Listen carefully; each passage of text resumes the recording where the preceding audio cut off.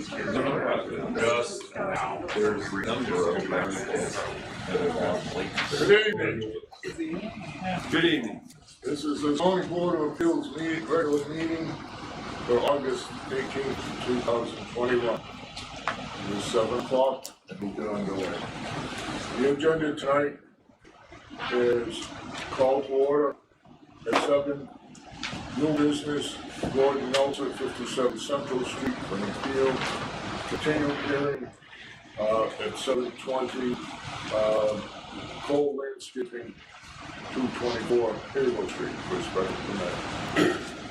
And then approval of the minutes of July 21st, 2020. And then adjournment. So, that being said,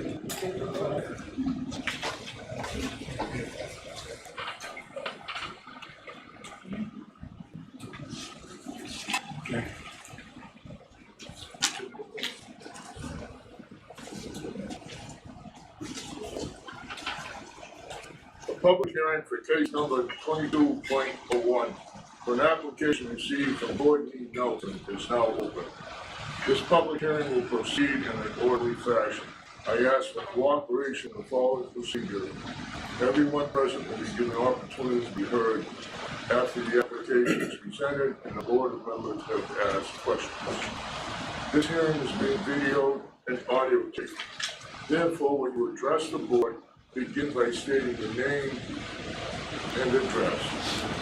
The purpose of this hearing is for the board to hear and consider the pertinent facts relating to the application and to approve the conditions or deny. Before hearing from the public, the applicant will be allowed to present a case and then board members shall ask questions or comments. Do any member of the board have any interest in this property or issue stand to gain or lose any financial benefit as a result of the outcome of this hearing? No. Hearing none. Public notice for this application was posted in the town hall, sent to a certified list of parties and interest, and published in the town comment on August 4th and 11th, 2021, and reads as follows. Case number 22.01. A public hearing will be held at the Town Hall Annex, 39 Central Street on Wednesday, August 18th at 7:05 p.m. to act on an application received July 12, 2021 from Gordon E. Nelson. Applicant is appealing the decision made by the inspector buildings. The property is located at 57 Central Street in the Central District and is shown on Assessors Map 24, Block 112. At the public hearing, members of the public may ask questions and present evidence that support either the approval or denial of the petition. The application is as follows.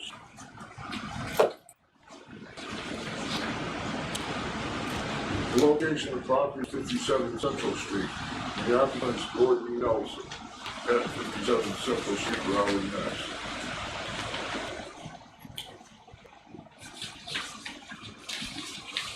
He has checked off here as a party agrees for review of the decision made by the inspector of buildings. See attached. It's in the Central District, and the deed is registered book number 13974, page 1017. The reason for this application is building inspector Ben Ward's determination that Central Street is a landscaping use. Dated 7/9/2021, Applicant Gordon Nelson.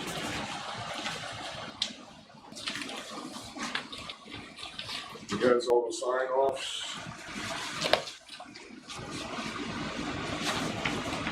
And we have the letter here, states you will be from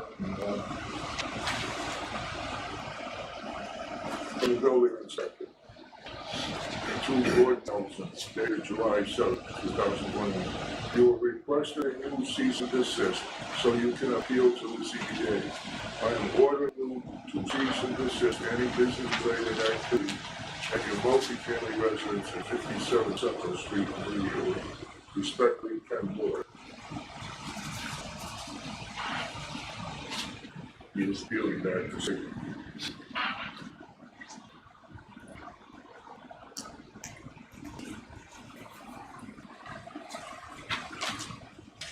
We've all had a chance to read his letters. His letter.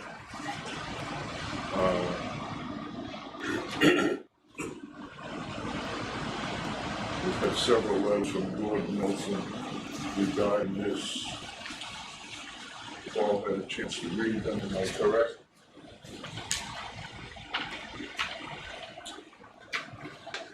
Okay. So I won't go there. Read them all.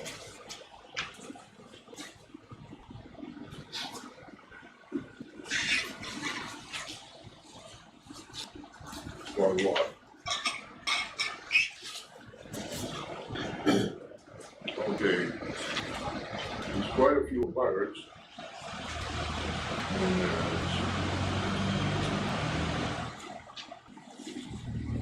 And this all started way back in March.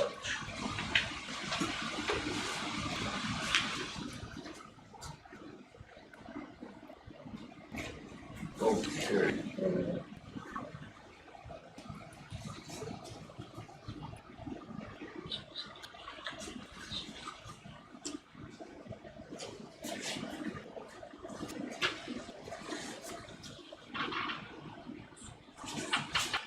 Okay, Gordon, I'm going to ask you to come forward and present your case in your own words as to why you're here.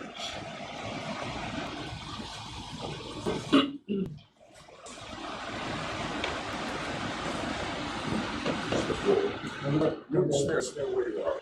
That I was not told I was presenting my case in my own words. Can you turn that? Yeah, I can't hear. Turn it off. Why is that off? There you go. Okay. So I think the thing to do is for me to read my argument to the board. Mr. What? I presented you with an argument, Yes. okay, in papers, and it says what I have to say about this case. Okay. So I think that probably the best way to do it is to read it. Particularly since I don't believe that these folks have had a chance to hear it or look at it. Is that correct? That's correct. Okay. Okay. The first thing here is that the appeal did not include a certified plot plan because I believe that it was not necessary. You have accepted that, the board? Yes. Okay, thank you. Okay, I live at 57 Central Street, 2 houses up here. The dwelling is a large Victorian house built in 1905. It is a multi-family dwelling with 2 units. The first 2 floors, the first unit, and an apartment on the 3rd floor, the 2nd unit. The 2nd unit is presently rented and has 2 residents. There is also a detached barn with a 2nd story that has heat and a bathroom. The 2nd story serves as the office for my pro bono immigration practice. As an 80-year-old on his 2nd heart valve replacement, I moved to bed into the barn's 2nd story at the beginning of the COVID pandemic and isolated myself there. I am now fully vaccinated but remain in the home. The first unit has 7 rooms, 2 bathrooms, a kitchen and a laundry room. My wife died at the end of 2013, and since her death I have provided housing in the first unit for immigrants who needed a place to stay while they were dealing with the immigration system. I presently have 8 people living in the first unit. Most of the first unit's residents are in school and paying no rent. Some of them are going to Brighton, others of them are going to Northern Essex, and others to North Shore Community College. Okay. 2 of the residents of the first unit started a landscaping and construction business, B&M Landscaping and Construction in 2020. The business is a success and they have rapidly acquired trucks and equipment which they kept at 57 Central Street, along with materials for current jobs up to when I received Mr. Ward's letter of 4/14. B&M Landscaping and Construction is a typical small business of the internet age. They have a web page and get much of their business by referrals from satisfied customers. When they get a call or email regarding a new job, they visit the customer, look at the job, and make an estimate. If they get the jobs, they buy materials as needed to do the job and do the job at the customer's premises. As a consequence of this modern manner of doing business, they do not need and do not have a sign for B&M Landscaping in front of 57 Central Street, customer parking at 57 Central Street, or a formal office at 57 Central Street. Of course, if the business continues to grow as it has, they will need more room for their equipment and materials than is available at 57 Central Street. We'll have to move the business elsewhere. So do any of you have any questions about this, about the facts? Continue on. Can I ask if anybody here has any questions? No, you may not. Okay.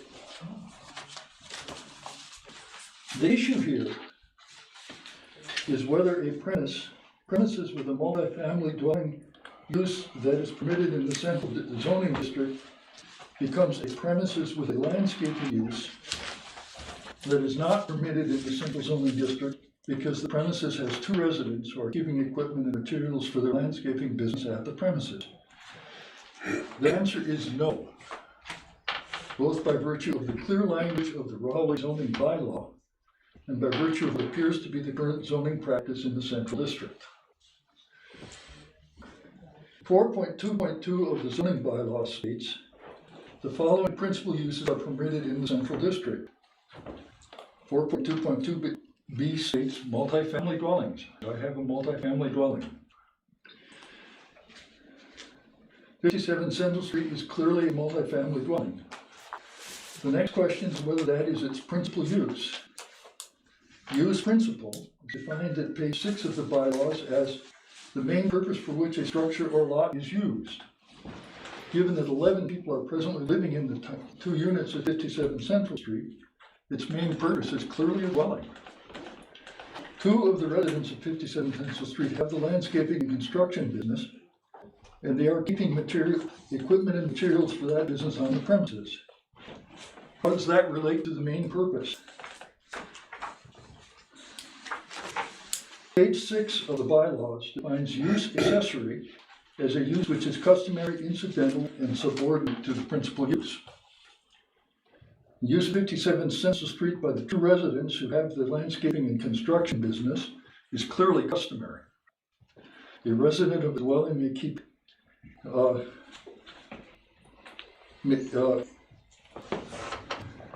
resident of a dwelling may keep tools and materials relevant to his trade or profession there. Further, it is incidental. They are keeping their tools and materials there because it is their place of residence. Finally, it is subordinate. There are only 2 of the 11 residents. One consequence of these bylaw definitions of principal use and accessory use is that the bylaw in no way prohibits a resident of a dwelling from running a business out of the premises. Now, that's one of the things that was alleged that we were doing. There's nothing in the bylaws that says you can't do that. The only issue for the zoning enforcement officer to decide is whether the premises' main purpose is its use as a dwelling. As is clear from the foregoing, the main purpose of 57 Central Street is indeed its use as a dwelling, which is perfectly in accordance with the zoning provisions of the Central District. Okay, now, the next question here is what is actually going on in this Central District with regard to people who have situations like mine. Namely, where you have a residence, where somebody in the residence keeps equipment and materials there for a trade or a profession. And there's first of all Kevin Monahan at 31 Central Street, who is a mason and who plows in the winter and has the equipment for his profession in his yard. In his yard, though. Yeah, well, The trucks haven't been in the yard. Sir, everybody has to address the board. Oh, I'm sorry. No problem. Okay, no, I was just, No, Okay. everybody, he's addressing the no board. problem.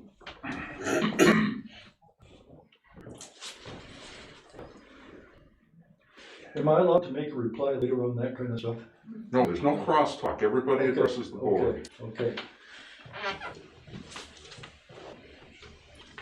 And then there is also the folks across the street from me, who have also got in their yard plant and equipment for their trade.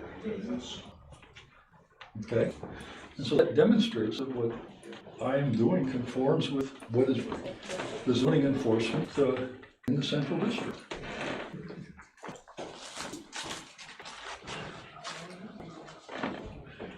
And I mean, how to deal with this, what you just said, which is important here. Okay?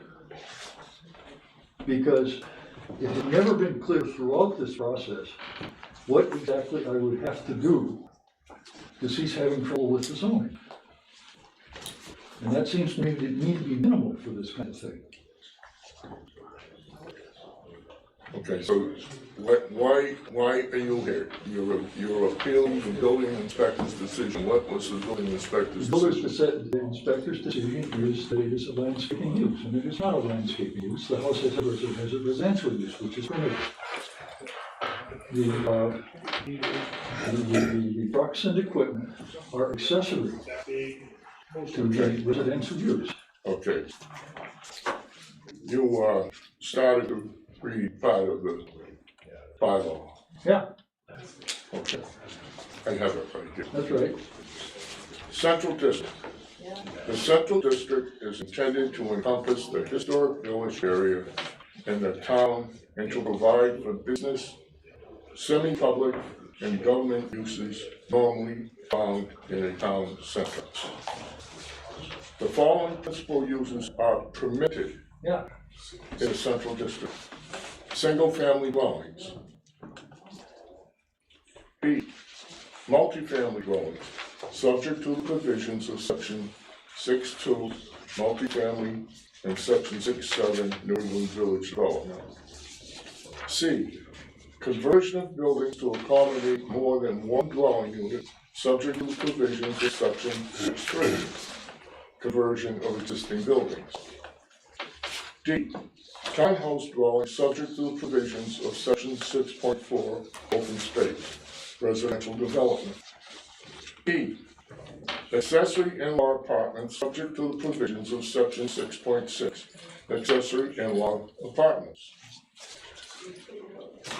Section 423 says, the following principal uses are permitted in the Central District, provided a site plan is approved by the planning board, and except for those uses that also require a special permit as provided in section 4.4, 424 and 425. A, small retail sales establishments, but excluding sales of motor vehicles, and provide further that the square footage of any outdoor retail display areas utilized by such an establishment shall not exceed the lesser of 10% of the square footage of the indoor retail space utilized by the establishment for 5,000 square feet. B, consumer service establishments, but excluding filling stations and establishments for the service, storage, and repair of motor vehicles. C, professional and business offices and services. You qualify into that. You have the law office there. D, medical and dentistry clinics. E, banks and credit unions without drive-through facilities. F, historical, philanthropic, and charitable associations. G, restaurants other than formal fast food restaurants without live entertainment. H, museums and libraries. I, antique and handicraft shops. J, federal establishments. Section 424, the following principal uses are permitted in the Central District, providing a special permit is approved by the planning board. Any development under section 423, whether or not development phases that would create more than 5,000 square feet of floor area or more than 15 off-street parking spaces, or that would include accessory buildings, enclosed accessory uses, or off-street loading areas. B, research laboratories and facilities. 4.2.5 says, the following principal uses are permitted in the central district, provided a site plan is approved by the planning board and a special permit is approved by the board of selectmen. Filling stations and establishments for sale, storage, service, and repair of motor vehicles. B, overnight lodging, including hotels, motels, and inns. Nowhere does it say landscaping. That's because landscaping is an accessory use of the principal use. And the zoning permits that simply because people have to have their tools. Okay. And you have got, as I say, your enforcement examples. What was that? Your enforcement examples. In other words, Mr. Mahoney has his business there, his masonry business and his plowing business with equipment there. And similarly, the guy across the street from you. Which leads me to conclude that that's how what we have been doing, and which we're certainly willing to talk to you about, is well within that.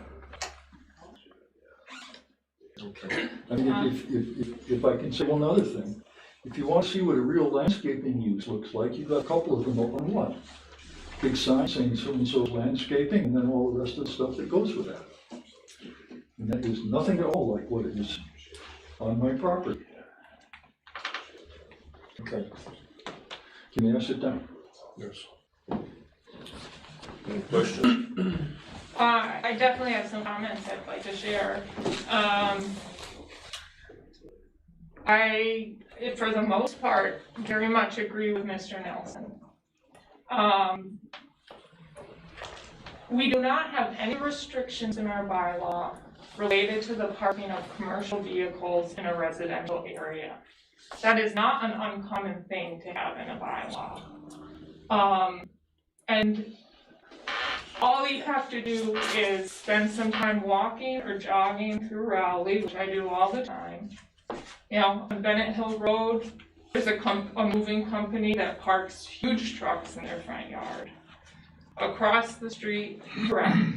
Other places, multiple examples in Rowley where people have commercial vehicles parked. Now, if there is something happening at this home that takes it above an accessory use for parking of commercial vehicles, you know, if there's customers going to the home, if, you know, they're loading trucks in the middle of the day, if there's more activity like that, I'd like to know more facts, and I could say, okay, you know, we're tipping the scale of this being more of another principal use than an accessory use. It doesn't matter that the trucks are registered to that home, that doesn't matter. I mean, having a commercial truck parked accessory to your residence does not transform the use from an accessory use. And I feel very strongly that if this is an issue that the town wants to address in terms of community character or policy or aesthetics, then we need to have some clear guidelines in our bylaw that regulates that. Right now, we have none, and I don't think by fiat of, you know, an enforcement decision, that's how things should be done on an ad hoc basis. So that's my reading of the bylaw, my reading of the facts. You know, again, if there are facts I don't know, as in like there's actual operations happening there, like I said, storing mulch in the back, loading trucks, you know, that reaches a level of operating business. But if it really is merely parking landscaping trucks, which I've seen there, and you know, sometimes they're parked and they block the sidewalk and I can't get my baby carriage through, you know, that's an issue, but I don't think that's a violation of our zoning code. So I don't have questions unless I guess my question would be, are there some facts that I'm missing? Because if I'm not, then I don't see how we can confirm, the building inspector's enforcement order. Well, I think a good place to start, I mean, I think you touched on it, what sort of supplies or material are being stored there along with the trucks? The stuff that they're using to do the landscaping work on my yard right now. In other words, when the first cease and desist order came in, all right, we got some other places to store a good deal, to store stuff and equipment. And reduce the amount of stuff that we had there so that we complied. But I will point out, I think this is very important, that in none of the communications from the building inspector has there been any notion that, for example, it had to do with the number of trucks parked on the property. If they don't tell you what's wrong, you can't conform. And basically what it said was, oh, this is a landscaping use, end of discussion, but that's not the way the code works. And it's also not the way that any kind of enforcement system works. If somebody's doing something wrong, you've got to tell them what they're doing wrong. How are they going to fix it otherwise? It wasn't until 2 months into this that I found out that the number of trucks was a problem. And we did something about that. In general, now we pretty much only got one on the premises. Because people do have to get to the job. And the other places where they're storing trucks. Could I speak? Yes. John Peabody, I live at 51 Central Street, directly across the street between here and Mr. Nelson. The fact that somebody drives a company truck home is not an issue. I do. I drive a landscape company truck home every night. I have for 25 years. I park it in my yard. These trucks do not fit in the yard. They're parked all over town property. There's trailers parked all over town property.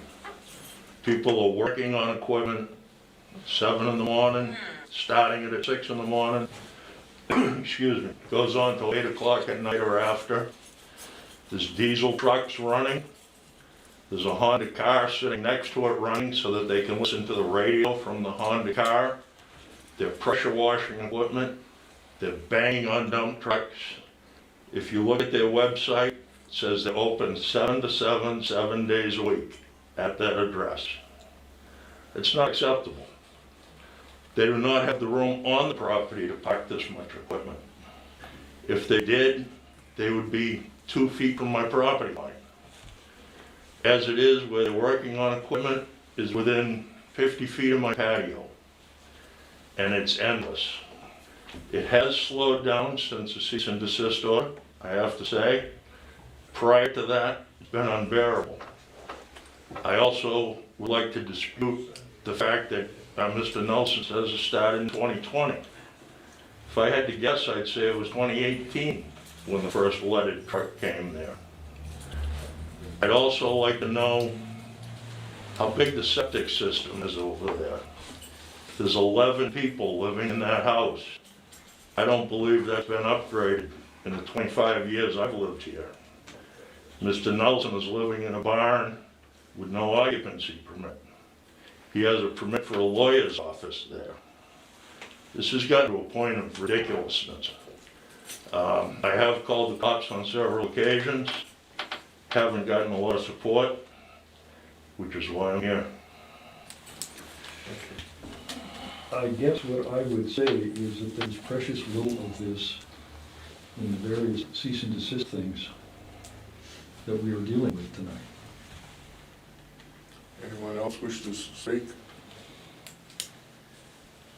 I might, I'm Neil Melanson, I live at number 89 Central Street.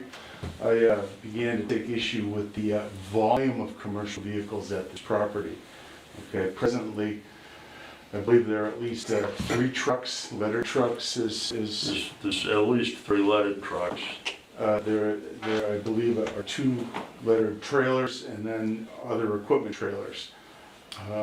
I don't have an accurate count of that. I took exception in driving by this stuff, this project, this establishment on a regular basis and seeing commercial vehicles parked out in front on town property, okay? I walk down the sidewalk, I had the same issue you do with your baby carriage. It is just an inconvenience. There's, the letter trucks are effectively billboards. It's a trick they do in places like Germany where billboards are outlet. They park tractor trailers in the middle of cornfields with big signs, Walmart, B&M Landscaping. I find that the suggestion that this is okay to be absolutely offensive. This is a quaint neighborhood, and you are asking a lot of us to put up and tolerate this sort of activity. Again, there is none of this in the various complaints. I'm perfectly willing to talk to people about issues like that. We have talked to you. You have not, We have asked you. to Folks, not. please, everybody has to address the board. Please Everybody does. speak to the board. Ask your questions. I have a question. Joe Smith, 18 School Street. We've never had rats. All of a sudden, we have rats in the last few years. And it stems from a compost pile that they have in the yard. And I've seen an old woman out there actually calling the rats. Calling? no, Yes, Yes. What does that mean, To calling? feed them. to feed the rats. Here, kitty, kitty. and I make a response to that. Once again, that has nothing to do with why we are here. That is on your, wasn't that on your docket, John? Wasn't that part of your Yes, docket? it's on the petition that the zoning board received. I believe that is why we're here. Do we have a copy of it? We don't. We sent one to the ZBA, I can give you one.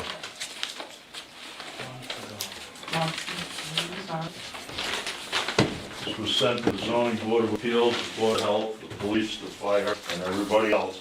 Also signed by one of Mr. Nelson's tenants. When was that sent? Recently? It was sent probably, Joe, what, 6, 8 weeks ago? Yeah, please. Yeah. Longer than that. But the point is, what I'm responding to here is a cease and desist order. You have, folks, have nothing to do with that. You haven't seen this? No. No. How come I have and you haven't? When did you see That's it? because that's part of the paperwork that was returned. Oh, okay, that's why, okay. All right, And what's that mean? okay. So there's a petition here to the town of Raleigh zoning board of appeals. This was in a packet that we got. Was previous application. Okay, this was in it, John, can you explain a little bit? There was a previous application by Mr. Nelson? yes. But it Months ago? was, It was filed too late, it was too late, Filed too late. so it wasn't a valid application. so And so what we did was got another restraining order. we returned all of his paperwork and his check.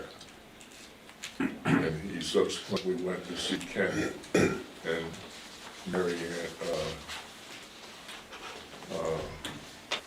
town administrator. And the suggestion was that Ken give him another cease and desist so he could come back to the board, which he did. But this was not included in it. But this was part of what he had previously. Colorado Zoning Board of Appeals. Carbon copies went to the town of Raleigh Inspector of Buildings and Zoning Enforcement Officer, Fire Department, Police Department, Board, Selectmen Board, and Health and Planning Board. We, the undersigned, wish to register our displeasure concerning the premises at 57 Central Street, Raleigh, Mass. Specifically, we object to the following. A non-permitted business existing on the premises. A landscape and construction business operating in the Central District. Individuals living in a barn, garage that has no occupancy permit. commercial vehicles parked in publicly owned land, creating a safety hazard due to obscured visibility from neighboring driveways and also from the intersection of School and Central Streets. The presence of an inordinate amount of rats, the general nuisance to neighbors in the form of loud vehicles, commercial and personal, being run for extraordinary lengths of time. The general nuisance to neighbors in the form of disruptive loud noise. And there's 1, 2, 3, 4, 19. 19,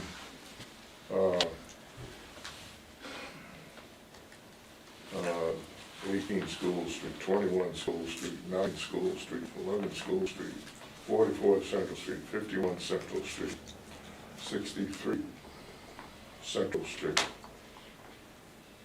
57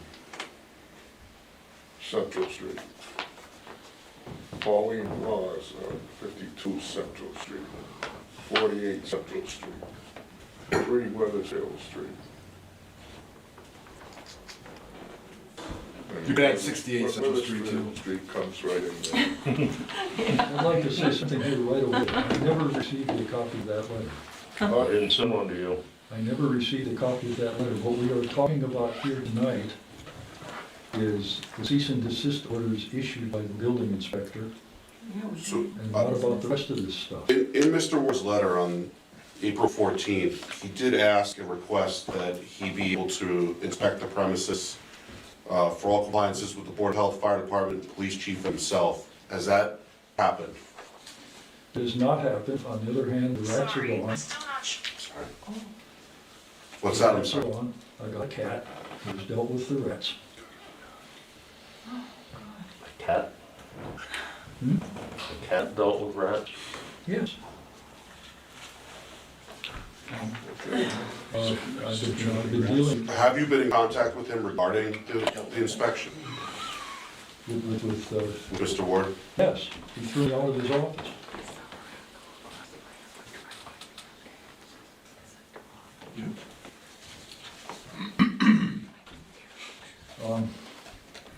Okay.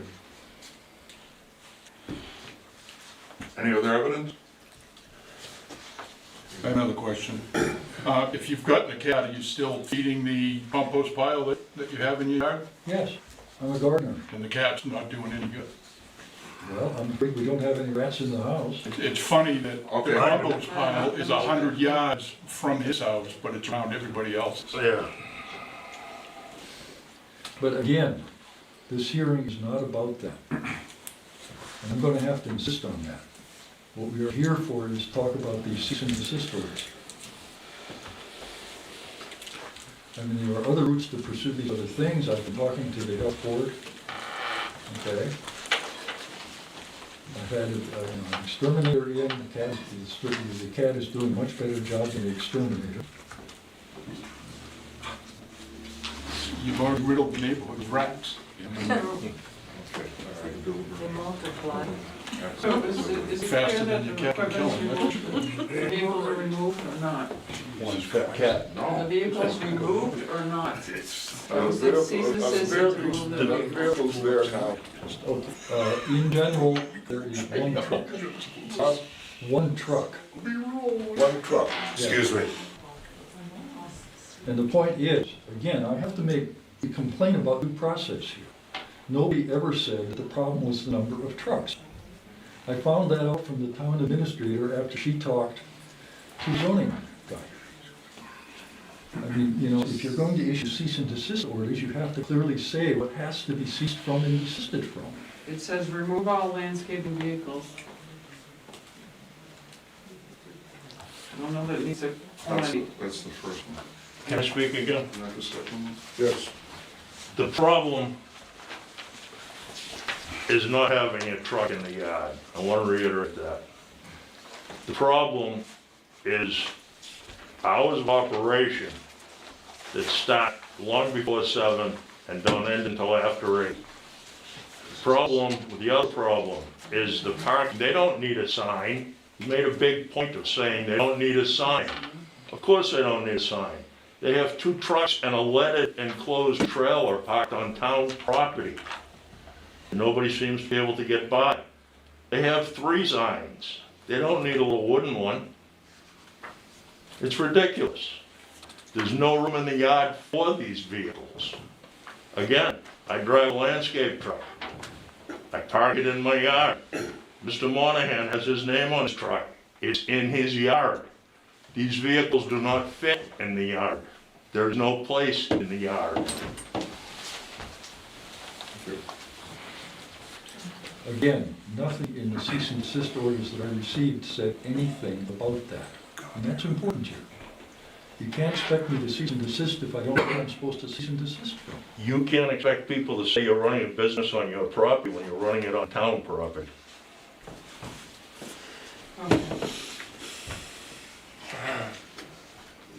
I think the only issue is whether the amount of usage dictates a primary usage or not. And Well, before we debate, let's decide if we're gonna close evidence. Because once we close evidence, then the public contribution is out and we can debate what evidence is before us. Well, I would like to add some things that are in what I said, but need to be made very clear. Namely, we did respond to the first cease and desist order. And I heard nothing from Bert, and I told the inspector that we were responding and that we would appeal. Okay, because I felt that the first cease and desist order simply was, that none of the cease and desist orders have been supported by the zoning bylaws. Okay? How many tenants do you have? How many tenants do I have? I mean, I guess the way I would put it is I have 1 tenant and guests.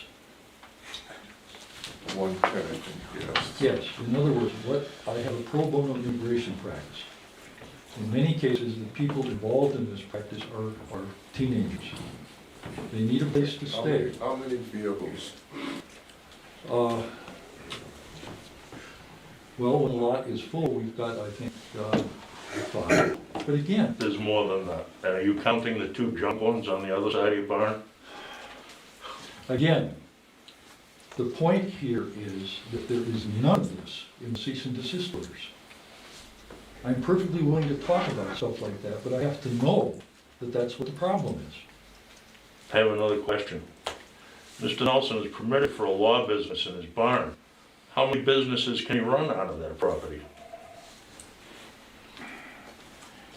Seems an accessory business would be an accessory business. That's his pro bono law office. There he goes. He's got an accessory business. He doesn't need 2. Could I speak, please? Yes, ma'am. Hi, my name is Patty Musial. I live at 51 Central Street also.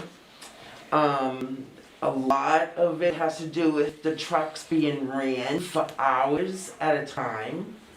My dining room my kitchen's right there. We have to close windows to eat dinner.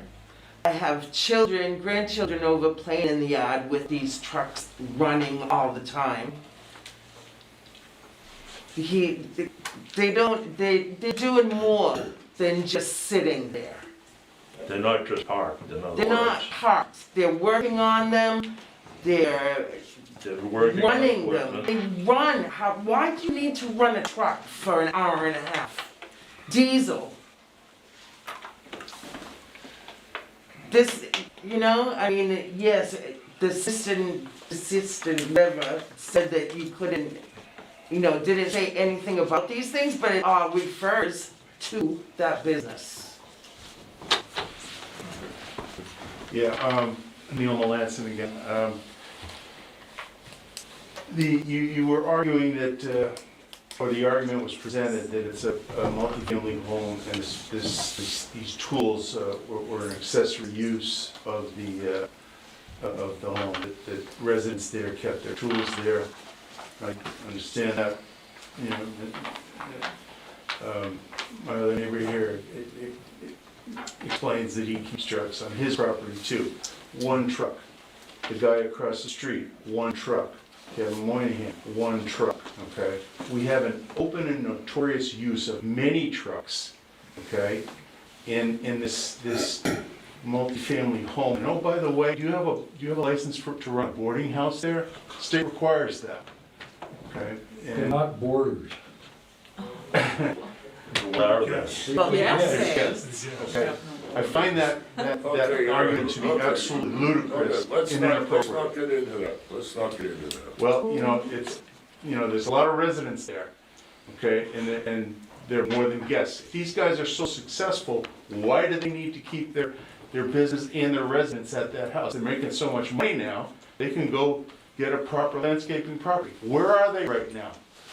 You go to their website, you see a very tidy lot that they're at, you see a ton of equipment that they have, a ton of materials that they're storing, and you're saying that you want to allow them to operate that business out of that property? That is asking a lot. It was asking a lot to park those trucks in the street all the last couple of years, so. John Peabody again. Another issue I have is the people that Mr. Nelson is trying to drag into this are one-man operations, the other two businesses he mentioned. B&M Landscaping has employees. I don't know whether they're on the books or not, but they have. Because every time they show up to cut his grass, there's at least 3 people. That's more than B&M. That's employees. That's not an accessory use. You're turning this into, it is a commercial thing. There's commercial rentals all up and down Route 1. Rowley Self-Storage has 3 landscapers that work out of there.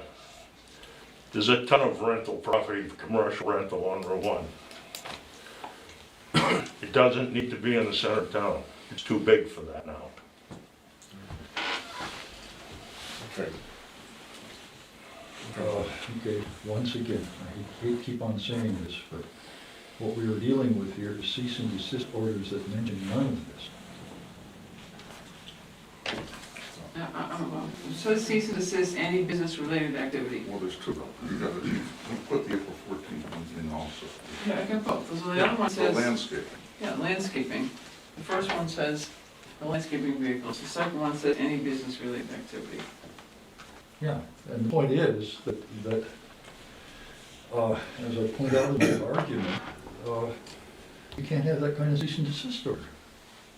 I mean, I have what is going on here is that I have a place that is zoned for multifamily residential, which is what it is, and I've got some accessory uses, and I am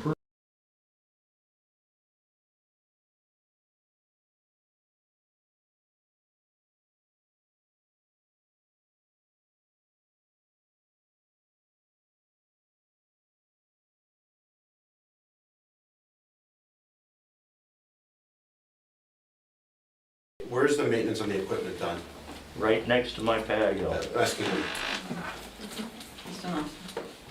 That's done, as in general, it would be with an accessory use. I mean, if you've got your truck parked. where's it done? Is it done at the house or is it done somewhere else, or?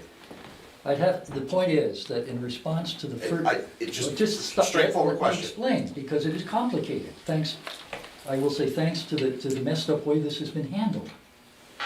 We responded to the. The question is, where is it done? I don't need Well, an that's what explanation. I'm I just want to trying know to where get it was. to. Where's that? That's what I'm trying to get to, because I don't know the answer to that. I'd have to talk to the guys. They have Okay. 2 locations for their No, equipment. you don't know, that's okay.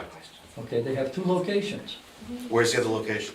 I don't know, but I do know that a lot of the stuff has been moved there, they are paying for it. Okay, there is less stuff than there was, I am perfectly willing to talk about that kind of modality. But that is not what any of the cease and desist orders were about, and that's the subject of this meeting. I have to keep coming back to that. So I just want to be clear because, if he lives there, he doesn't see what's going on in his yard, but John does when he lives next door in another property.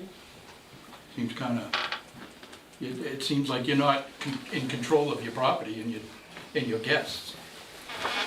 Once again, we are here to Mr. talk Chairman, about. I think we've gone past the point of Yeah, evidence there's here. not It's- evidence. We're repeating the same arguments and same questions. We've got, I think the evidence is very clear. I think it's very clear, the evidence. Okay. And therefore, I would move to close evidence. Okay. I second that. Okay, motion made to close for residents. All those in favor? Aye. Aye. Okay.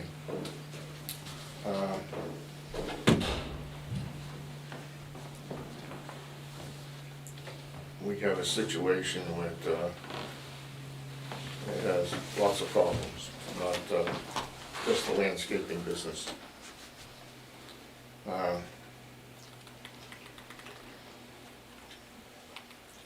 So, Can I make a suggestion, Don, please?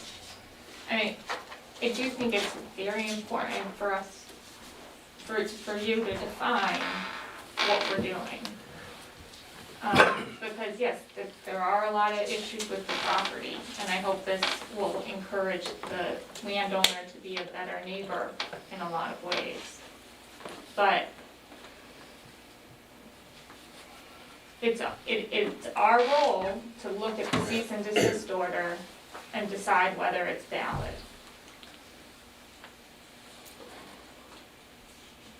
There isn't anything in Mr. Ward's letter that points out something that is a violation of the zoning code. He doesn't. You know, he's saying remove all landscaping equipment and commercial vehicles. Well, again, You got John's truck. Sir, I'm sorry, nobody, not you, not anybody else. I'm sorry. Because if you know- start, then everybody else is I'm going sorry. to. I understand that there's issues with the property, I really do, and they need to be addressed, but our job is to make sure that things are done properly. You know, we can't just keep letting things slide loosey-goosey, I mean, things are changing. Mr. Chairman, I agree with Carla in theory, but not in practice on this case. Because I think if you read the totality of the paperwork, including the April 14th cease and desist, including the other documents, if you read all of this stuff together, including the appeal, it's clear that Mr. Ward said you can't operate a landscaping business at that location. And the applicant has said, we're operating, not we, but my tenants are operating a landscaping business at that location. Now, I understand that the bylaw has many areas, it could be gray, silent, but I think that a practical approach to reading our bylaw and this situation is to say that there's a prohibited use going on 12 hours a day, 7 days a week, according to their own website. It's not an ancillary use by an owner. It's a 100% use by some tenants, and I think it's prohibited. I mean, also, that our bylaws define accessory use as a use which is customary, incidental, and subordinate to the principal use of a structure or lot. I don't think this is customary. I don't think this is incidental. I mean, if you're going 12 hours a day, 7 days a week, as listed on the website, that's not incidental. Well, let me pose this question to you guys though. If we're just saying with a broad brush, this is a landscaping business, it's prohibited, like, how do we draw the line on what's okay to have at his property? You know, can he park one truck there? Can they park 2 trucks there? I'm not saying that we shouldn't put limits on it. I think we can. I think we can say, you know, storing XYZ, Right. you know, maintenance on vehicles and trucks. Like, that's definitely not within the bounds of what we're talking about. Ken's enforcement letter says, you know, remove landscaping vehicles and landscaping equipment. Well, I think anyone has a right to keep a vehicle in their front yard, and we don't regulate. We're not that heavy-handed in regulation here in Raleigh, and I don't think we should be. So, I mean, I guess what I'm looking for is more of a middle-of-the-road approach than just, you know, upholding a vague cease and desist, but. Well, I think sometimes cases have to be decided on a case-by-case basis. So if you have a family, a traditional family, you know, and a father and a son who live in the place and operate it and have, you know, one truck, that's one set of facts. And sometimes you have to, you know, so what if you've got 5 family members, you know, where does it stop? We've got a situation where under Mr. Nelson's theory, he could have his tenants on the first floor run one business 24/7, the people on the second floor run another business 24/7, the people on the third floor run another one, and they're all ancillary because he thinks if it's a multifamily use, that's okay, and he's wrong, it's not incidental. Can I make a suggestion? No, the case is. No, No. no, Closed. this is not a debate. No, but, No, it's an evidentiary hearing. okay. So, you know, originally, Carl, I agree with you with the, you know, a lot of companies have company vehicles that people take home and park in their driveway, you see that everywhere. Again, you know, people that own their own business, they'll have a vehicle for their own company. It sounds to me like a lot more than just their residential parking. It sounds a lot more like And I they're would say, working out of the driveway and, go ahead. to read the bylaw, to read the definition of accessory. To park a car, that you're using today is customary, Right. it's incidental, and it's subordinate. To me, it fits right in the bylaw, that would be okay. This doesn't seem to fit within that. I mean, I agree with you guys that the maintenance activities, the things that we learned about today that were not in the paperwork, you know, are important and should be considered. I do have an issue with imposing fines on someone who's not been given a reasonable opportunity to correct what's wrong. And it seems like they've taken steps to correct what's wrong. So, Okay. Tom? It seems to me that the issue is fundamentally whether or not we want to accept this as an accessory use.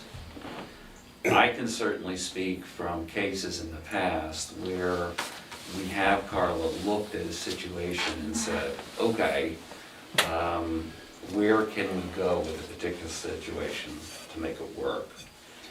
And those have been cases where businesses were not permitted. And generally, our board interpretation has been a home-oriented business that may have one vehicle that someone uses. And typically what happened is those successful companies got to the point where it sounds like Mr. Nelson's tenants are already, where the business is doing more and expanding and it's disrupting the neighborhood. I don't think we would see a signed document. We rarely see signed documents by so many abutters putting their name on the line saying, this can't be right. The gentlemen who have spoken eloquently about the size of the growth of that company drive their own company vehicle owned by another company. They can't drive 2 vehicles at once. They take 1 vehicle home and that's all they can do. Right. This is a very different kind of environment. And I would not have a problem with a landscaping business if it was one guy with 1 truck, maybe 1 helper with 2 trucks. But from what we've heard tonight, it certainly sounds like there are trailers, there's auxiliary equipment, there's repairs, there's services. I can see that being the case. So aside from what other issues may exist for the property owner, which may create other issues that need to be explored, that are unrelated to this particular cease and desist, and aside from Ken's unspecific cease and desist, I don't see how the board can sit here and say, no, that's fine, it can just go on. and I'm not asking us to do that. No, I Do you understand. mind if I understand. Please. Yeah, I mean, I'm providing another perspective in that Move the door. Make sure it doesn't fall on you. Yeah, I know it. She can. This helps.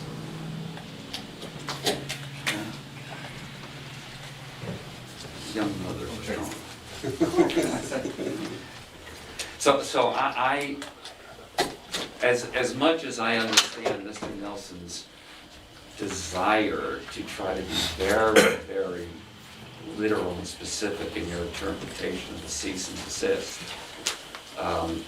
as Bob says, in the totality of information here, the representation that you're making about it being a accessory use is, and when you say, well, what about enforcement? No one else is enforcing this over here or enforcing that over there. You know, I'm not looking at enforcement practices as a gauge to try to determine what's appropriate on a case-by-case basis here. Very hard for me to Can get I to speak where to you- that since you're speaking to me on this? No, unfortunately you can't. It's not my rule.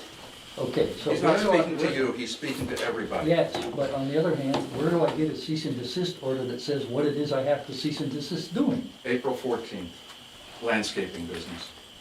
But that is, as I Alright. demonstrated, That's how I read it. You may disagree, sir. I read it as saying you can't operate a landscaping business there. In the totality, that's how I see it, and that's what I believe we should uphold, is no landscaping business at 57.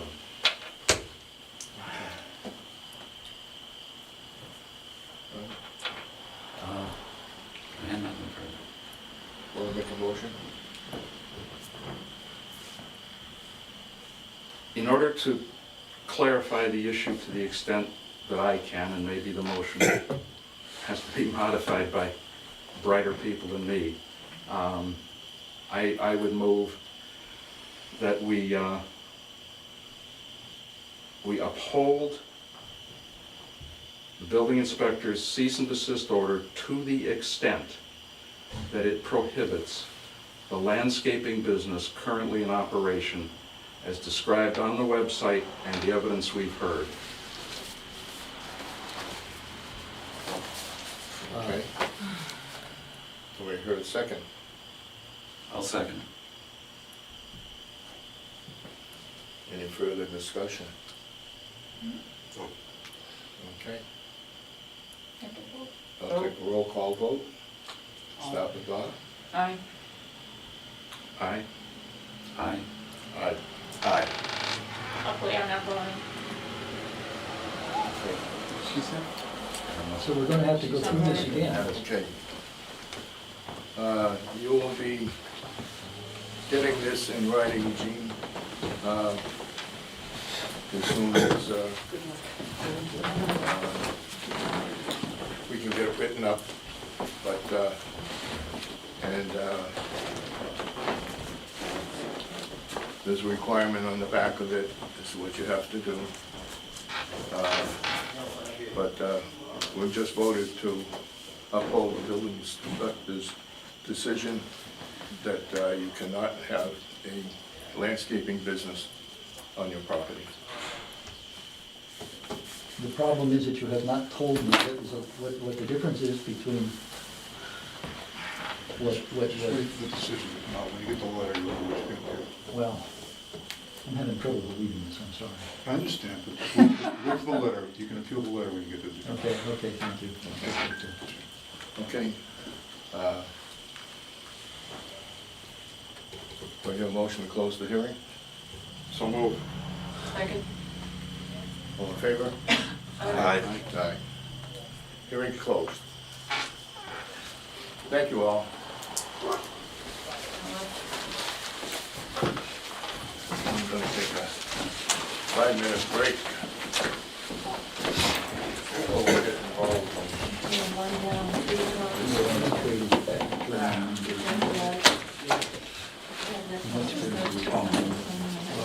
Yeah, that's a fuel.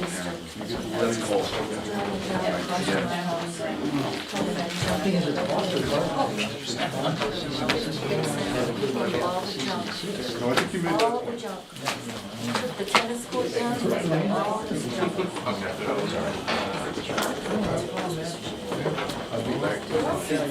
We can go there. Yeah.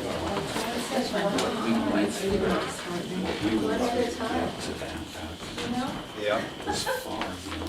But that's what people like a 2-year-old, they're like a 4-year-old. Oh my I mean, God.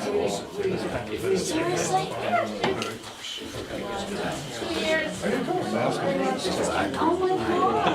Thought we were done with this. 207 is I'm only a few months behind with the last one. I know. Fast. I really do. Fast.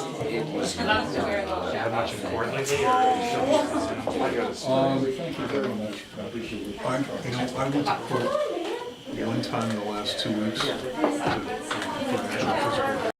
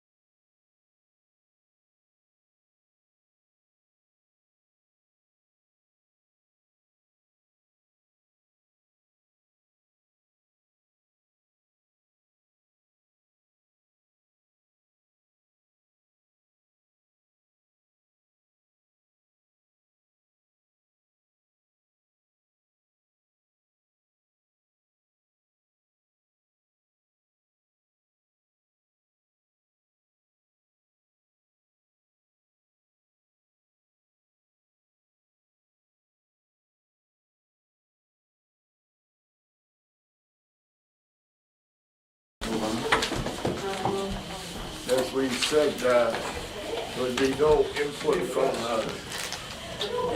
unless asked for. Can you do me a favor and ask them to move along? We're gonna start.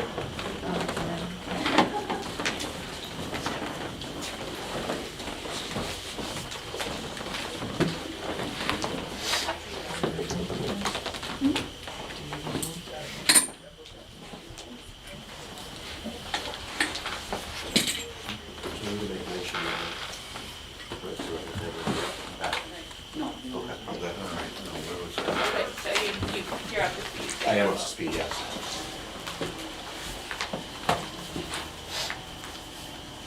As long as I have that document. Okay, yep, I didn't know if we had to wait. No. Okay. This is a continuation of,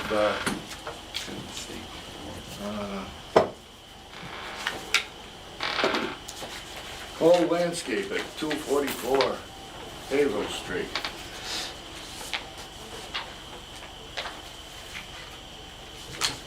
And we've gotten some new information that come in.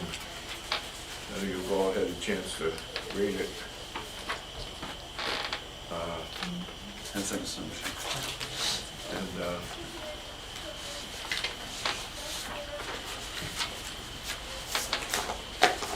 is the owner of the house to the right of 244 Hazel Street here tonight? Would that be me? Which street? Facing Would be, As you face it? it? No, because as you face it, there's a road, so it's. as you're facing the property on the right-hand side. That's the Curzak Lane. That's the road. Gorzak Lane. Yeah. Gerzak? Okay, that's, Yeah. Roadway. The first house on Gerzak on the left? Yeah, that would be the. That would be the first house on the left. that would be me. Is it you? Yes. Okay. Please stand up, I have a question. Oh, sure. Does the noise bother you more coming from that property or from the street? Oh, definitely from that property. From that property? Yeah, it's right behind the fence, Okay. right in our backyard. Do you have a fence along that property? There is a fence and some trees, but I mean, that doesn't stop the noise. How tall is it? How tall is the fence? I think it's a 10-foot fence, That's 10-foot correct. fence? Yes, I that's- believe. That's correct. And you get the noise through that fence? Absolutely. It's just a wooden fence. I mean, noise travels through it. It echoes up our house. Okay, okay. Thanks for letting me know. Thank you. Sure. Is it just a wooden fence? Yes, Just a wooden fence? It's absolutely. not a sound barrier fence? No, no, not at all. No. Would you be willing to put a sound barrier fence along that line? I'm unsure what's outside of a 10-foot fence plus greenery that's already existing there that Mr., the past owner has done. Okay. That's what would that look like? I mean, Okay, that would be a no, as you know. you had something, I understand, you wanted to, I would offer to the rest of the board the following consideration. Given the potential task in front of us. And that is in relationship to the 2007 decision that was done by this board. Don and I were on that board at that time. And a lot of information was generated by abutters regarding what that decision should include. And I have certainly heard, again, the complaints about noise, about hours of equipment, all of those kinds of conditions that we tried to certainly address with that. The applicant we're in a different situation now, but the presence of a multi-vehicle business in that location represents yet another set of dynamics to try to evaluate. and we've gotten a lot of good information about it. And one of the things that we did back at that point in time is we requested feedback, and we've got a lot of feedback in butters, and some of it very specifically identified as to what things we should consider. The dilemma that we had, and then what I want to point out to you tonight is, I went back and reviewed all of the minutes of that entire, it was about a 5-month period that we went with Mr. Linehan involved the whole time and the rest of the board. And the board did not attempt to create that decision, which has, I think, 18 or 20 conditions attached to it, in one session. The board effectively had 2, not 1, but 2 workshop sessions, which we are able to schedule ourselves under these same kinds of conditions to try to assess and put together a decision that incorporated those. I'm concerned that like a congressional debate and discussion about line items, that there will be a lot of semantic time required to determine, what is emergency, what is time, what really is snow plowing. We've got a lot of issues that were brought up by residents. We've got a lot of issues that have been put in, and requests that have been put on by the applicant. So I'm suggesting that before we get into Mr. Costa's most recent letter is 2.5 pages of, well, here's where we would like to be more or less on a whole range of subjects. Each one of those subjects is some subject of discussion for us. I would rather, instead of us sitting here saying, what do you think? What do you think? Do you have one idea? Some of us are more literate than others when it comes to crafting these kinds of things. I crafted a lot of the last one. I've crafted a lot of the decisions since that time. I would be willing to give us, in a workshop session, 15 or 20 ideas, if that's what we're going to do, and start from there, as opposed to simply trying to raise your hand, you talk. It could take forever. And I don't know, a butter's patience is best served sitting through that whole process, number one. Number two, I think before we even decide that, what we could do tonight is determine whether or not we think we should do that.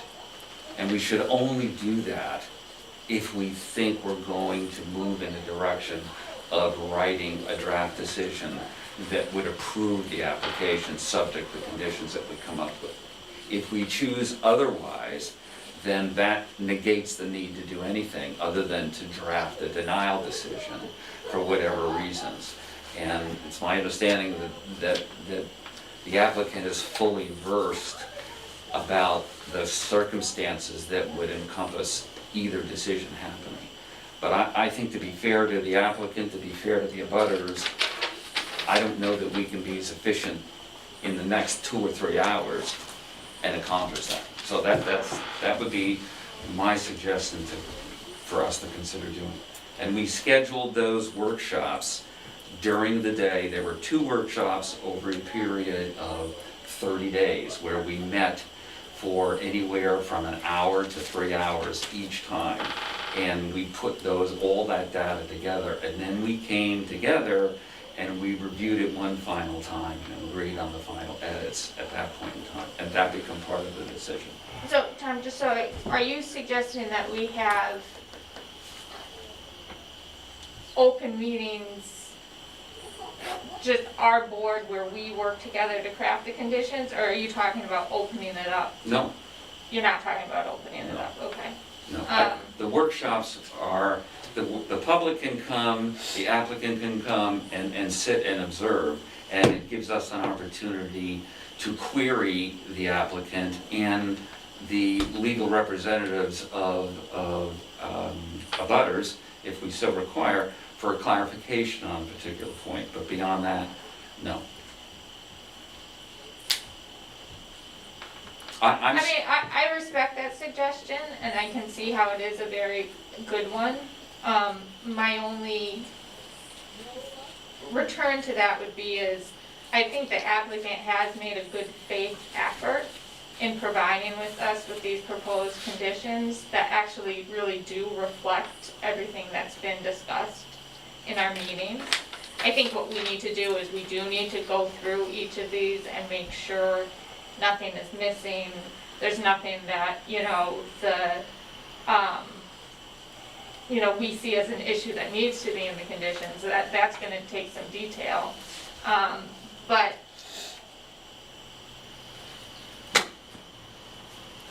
I'm also trying to think of the most efficient use of our time. Something that we could do under chapter 48 is we can officially close the hearing, and then we have 90 days to vote on it and make a decision. In that time period, someone who I will volunteer could draft a decision. We could all read it on our own, come back as a board and deliberate at a public meeting, and then decide whether or not to adopt that decision. But that would eliminate any opportunity for us to go back and ask any It's true. questions, right? Yeah, Okay. but I mean, Yeah, and I think we have enough evidence, but that's just my, I agree. Yeah. In fact, the evidence is complex and complicated. And I think the applicant has provided us with a very detailed, organized outline of an effort to try to address all the articulated concerns and at the same time meet their needs for what they want to do with the property. And I think over and above, okay, here's some cool conditions that everybody can mostly agree on. I think we can have more input on other elements, for instance, that I'd like to see done at the property, perhaps over and above what are stated here. So some input time there, and I don't have a problem with closing and having a draft decision that we review. I think we need a document to work from. The Declaration of Independence was, here you go, guys, here's a draft. What do you think? And they banged it out. This is not the Declaration of Independence, but there's more than a few lines here. And I candidly, we just got Adam Costa's letter this afternoon or this morning, and I didn't get enough time to do more than say he's addressed all of it. Now I got to take the time to read it. I agree. I mean, So I think that's my only reason for saying, if we had started right at 7 o'clock with only that to do with, I might be willing to engage, but I still think I don't think we're there. I still think we can decide whether or not we even want to engage with the process. Because if we don't need to engage with the process, then in my mind, why do that? I mean, there's some assumptions here on the table that are being made, and I don't know if we should leave them as assumptions, maybe because let's move forward and on the basis of this is what we want to do. well, do you want to structure that discussion? Well, my feeling would be that given the history of the site, given the history of the location, given the history of the conditions that were drafted there in conjunction with a lot of the existing abutters, that we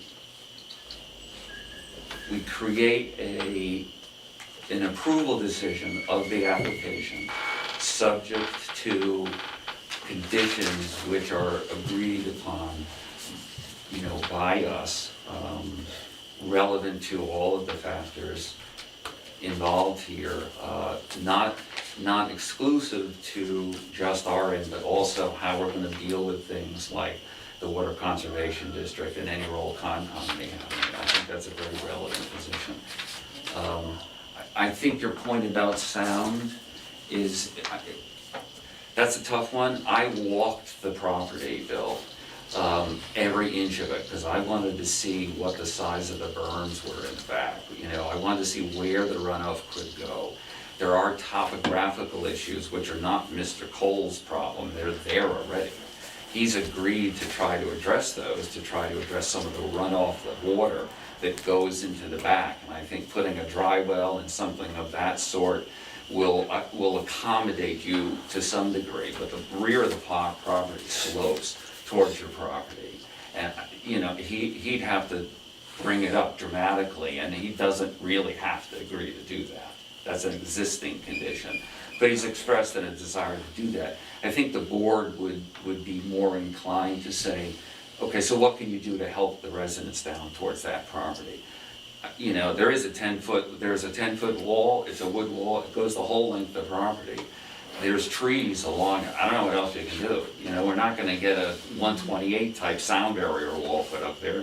It's unrealistic to expect the applicant to pay to do that. So sound mitigation, you know, all work is done in the buildings. You know, he's operating in an environment now where he doesn't have a building large enough to do all the work.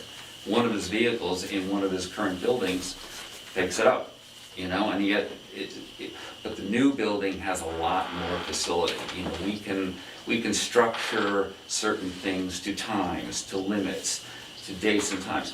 The secondary issue that I wanted to address is a lot of you abutters have talked about, well, so what if you say this? There's no enforcement. You know, you gave him 10 trucks and he put 20 on there. We touched on this in some of the hearings. The enforcement in this kind of a matter is not you or me going by and seeing it. It's not the chief of police or the fire chief seeing it. Someone has to file a written report and file it with the building inspector. So whenever any decision that this board makes about any property, if there's a projected sense of a violation, unless one of us bothers to write it down and give it, nobody knows about it. That's how the last case came before the board. There was a written complaint. The building inspector said, I got to investigate. He went and investigated, he reached his conclusion. The option for the landlord, the property owner, was to appeal to us. Then we're in a position to try to figure something out. Same thing. So we can do things that at face value will address, I think, many of the things that you've expressed your concern about, but we're not the enforcement arm. The enforcement process is something that as residents, we all have to take. I have property owners in my prime, I live on the west side of town, that, you know, they're grandfathered in their businesses plunk down in the middle of a residential area. And I've been here for 25 years, and the sign irks me to no end. There's nothing I can do about it. Don't belong there. You drive down my street, and it's a huge commercial sign, because it was there in 1958. You know, nothing I can do about it. I thought one day he would take it away. Can't do it. This is more egregious, but the best we can do is try to address it. We can try to do that. Right. And there are things that, you know, you talk about the water issue from behind the property.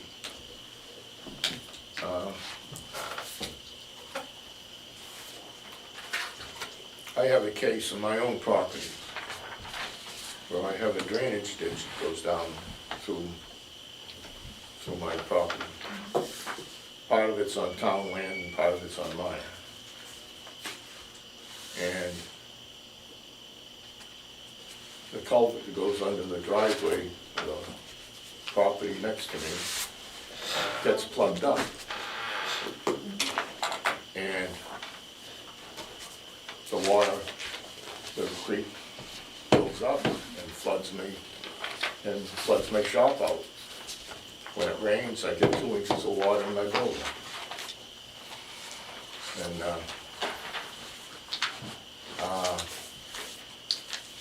And I went to the town about it, and They came down and they freed up the water from going underneath the culvert and got it so that it drains. So I haven't had any water so much as that has been done. I have been down Merryfields Lane. I've been down Curzak Lane. Where does that water come from and where does it go? I have gotten out of my car on Merryfields Lane and the water is right up to the road. And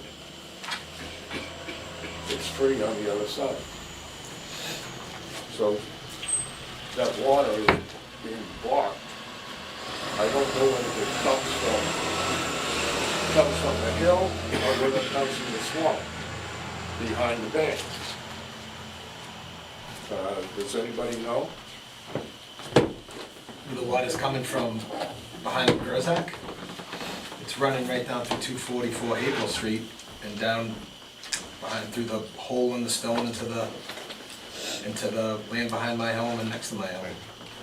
That's where it's coming from. I can show you videos of it. Okay. So it comes from the water Property, yes. Right. Curzak Lane is higher than that property. It's not by design the way they built the street. It's higher. Right. So the water, you know, the water runs. It is what it is. It's not an issue the way water runs from my next door neighbor's yard down my driveway to my driveway to their driveway. It is what it is. It's what's in the water that's running onto my property. You can't, if there was a home over there and this water was running through my yard, so be it. It is what it is. It's water. But it's what's coming off those trucks into that water that's running onto my property that's my problem. It's not necessarily the water itself. Okay. Right. I would suggest that, you know, you find out from the conservation if they can drain that, to get that water to flow, to go to the other side of Merryfields, rather than just building up. I talked to, they suggested that catch basins were put in and, you know, proper drainage was done. They said, you know, if they're filing for a new permit for a new use of the land, this was according to Brent, that the proper drainage, it should be addressed as it's a brand new property and the drainage should be addressed as so. And that's what his final word was to me. Yeah, okay. Okay. Thank you.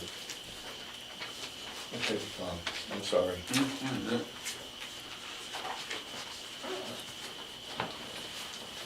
I don't have anything else to say. Okay. I guess at the point where, We had two proposals. right, I got a Either we do a proposal. workshop. Okay, all right. Or some variation there. Or Carla write something up and then review. I would say that,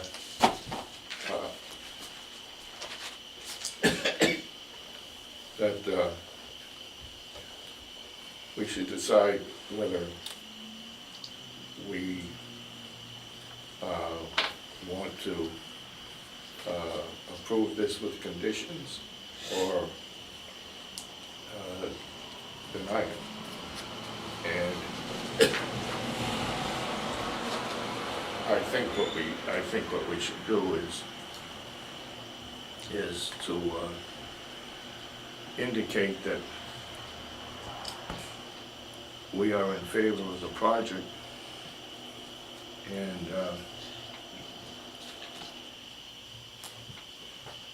work out the conditions. That's my view.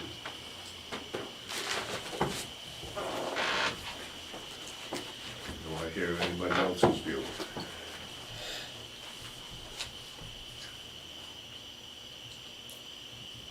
Don't look at me, I'm not on this. I spoke. Yeah, I agree, Don. Yeah. I think, just to be clear on the record, I think it's a continuation of the non-conforming use. And it's also a continuation of the special permit. The cases that we received today didn't actually speak to the issue. The cases, I did read them. did not have anything to do with the property that had a pre-existing special permit. They were just related to non-conforming uses Right. more generally. I think we should approve it with conditions.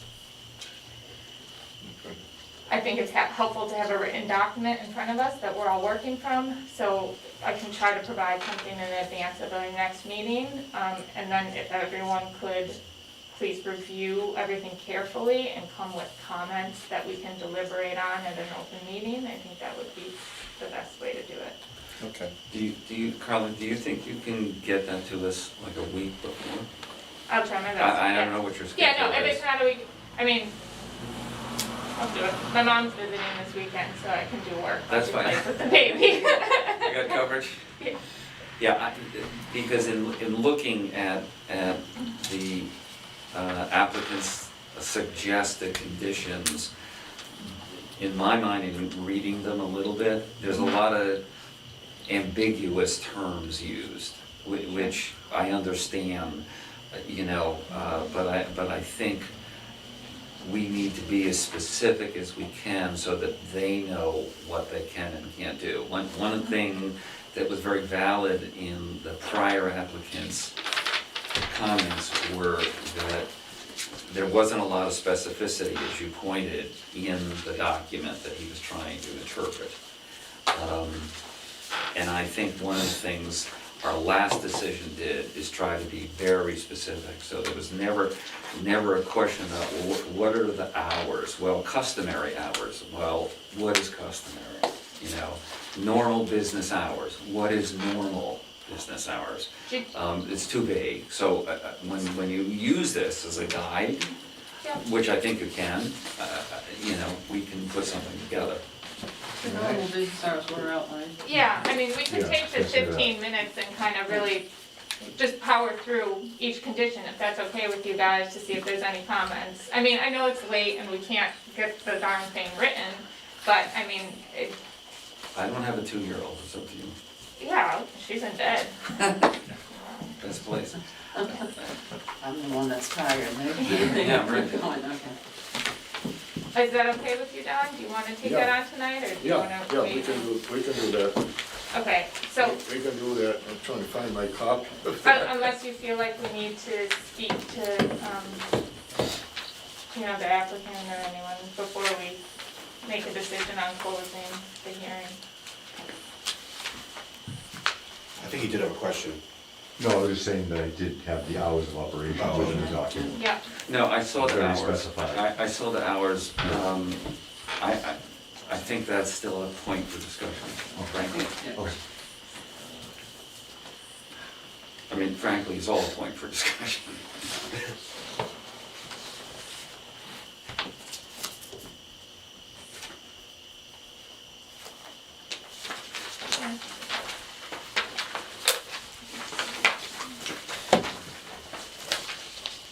Okay, Don, I have an extra copy, actually. This is what it means. So does everyone have this August 17th letter? Oh, yes. Yes. Okay, so let's turn to page 2, permitted uses on operations. 6A. Can I interrupt for 1 Sure, second? sure. So we're done, can just go down each one minutes. I think so, to see if we have comments or have questions, and then we can get a draft ready to go. If I can, I mean, for those of you that are our butters, you know, this is a very preliminary stage of trying to make a final assessment of what we're gonna end up with. You're welcome to stay for as long, the entire time as you like, but it's likely to be edited and be modified yet again. If I could just ask a question, it doesn't appear that this document was ever submitted and served on the abutters or council. I don't understand none of us understand what's going on here. Has this been served on our council? First of all, there's not any requirement that we be done, do that. that we do that. Well, how do you expect us to respond to the document? Are you just gonna go by what he proposes, not listen to the abutters in the neighborhood? No, we have all of your input. Well, we don't know what he's proposing, so how can we respond to that? Well, because we reached a point where we said, where we heard enough of the data from all of you, and it was the same data. We have Mr. Tucker's input, we have had all of your input, we have seen what the input is. We're using this purely as a guide, we're not committed to what is written here. And it's not that we're trying to withhold it from you, but as Attorney Chaffee says, we're not obligated to have to keep going back and forth with you in this exchange process. Well, as counsel before presented, the element of due process is serving a document on the other parties in an action. And the fact that you say you're not required, I've never seen a board ever with it, or a court that ever says you don't have to serve an opposing party with a document. It's crazy. It's okay, it's a public record, and you can get it, it's not that you can't get it, if you want a copy of it, you'll be given a It's a timely copy. copy, not when we show up here tonight and say, oh, we got a new document, let's look at that, and no one else has seen it. Well, we've closed the evidence, so. So why is this document? Because he's the today? applicant. It's not evidence supporting this case, it's a suggestion about how we could approach the case. Mr. Chair, if I could just remind the board, what the board instructed me at the last meeting was to provide to the board for tonight's meeting a summary of the conditions we had proposed. Most of these, in fact, were in a submittal we made back in June. We've modified them not only to address certain comments board members made, but also to try and incorporate some of the commitments we made in an attempt to resolve matters with the neighbors. Secondly, this isn't an adversarial proceeding with multiple parties. I would agree that due process, if you're in a court proceeding, is you make a filing with the court, you make a filing on opposing counsel. There's no opposing counsel here. This is a matter we brought before your board. I understand that there are abutters, neighbors, residents who might oppose, in a natural sense, the application that we've made. But this is a proceeding between my client, me, and the board. Certainly, nothing here is anything that the abutters haven't seen already. It was already in previous submittals made to the board. Yeah, it's a starting point for us, that we asked them to provide. I'm sorry guys to be in nudge, but just one more point. Do we wanna, we haven't officially closed the hearing yet, so I'm just saying that, we can do it at any point if we want to. Okay, wanna keep it open when we're going through these? Yeah. Okay, great.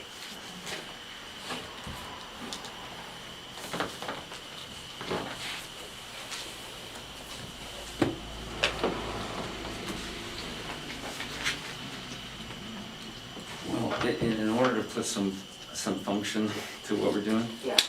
why don't you start, let's go through them line item. Is Any that comments okay? on one, any comments Is that on okay with two? you now? Otherwise, we're just gonna be scanning. I was just questioning why you jumped to 6 and didn't start with 1, that's all. Okay. Well, these are, Let me go through it, okay? sure. Okay, number 1. Striping of the parking area. The applicant shall formalize the parking at the front of the property by striping 32 spaces, which shall include 2 handicap spaces as shown on the parking loading storage plan affixed thereto of the plan. Mr. Chairman, I think we're just gonna have to ask each other, have we read this?